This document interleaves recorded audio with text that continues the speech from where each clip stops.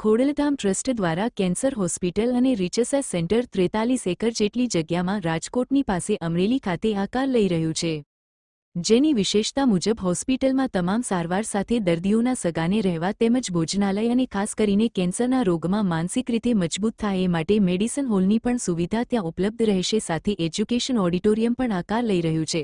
આ હોસ્પિટલ 2028 સુધીમાં કાર્યરત થઈ જશે એવી માહિતી આજરોજ પત્રકાર પરિષદમાં ખોડલધામ પ્રમુખ શ્રી નરેશભાઈ પટેલ દ્વારા આપવામાં આવી હતી। અહેવાલ ગિરિરાજસિંહ રાણા। શ્રી ખોડલધામ ટ્રસ્ટના અનેક પ્રકલ્પોના ભાગરૂપે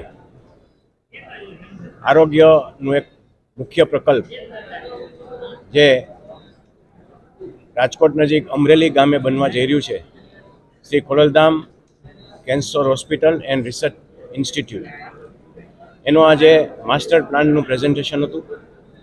આખા સૌરાષ્ટ્રમાંથી દરેક સમાજના આગેવાનો, બિઝનેસમેનો અને મોટી સંખ્યામાં ખોડલધામના ટ્રસ્ટીઓ અને સ્વયંસેવકો હાજર રહ્યા હતા।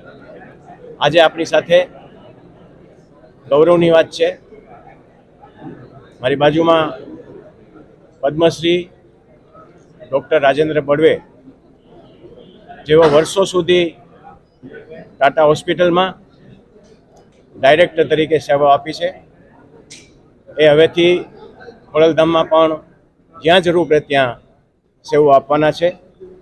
એવી જ રીતે ગુજરાતનું ગૌરવ અને યુએન મહેતાના x director doctor R.K.. Patel સાહેબ પણ આજે આપણી સાથે છે। તેઓ પણ ખોડલધામ સાથે ઘણા સમયથી જોડાયેલા છે અને દરેક સેવામાં તેઓ સેવાઓ આપે છે।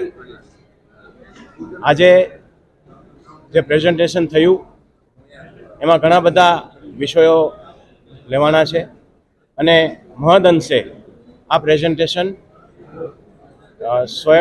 સૌએ સ્વીકારેલું છે।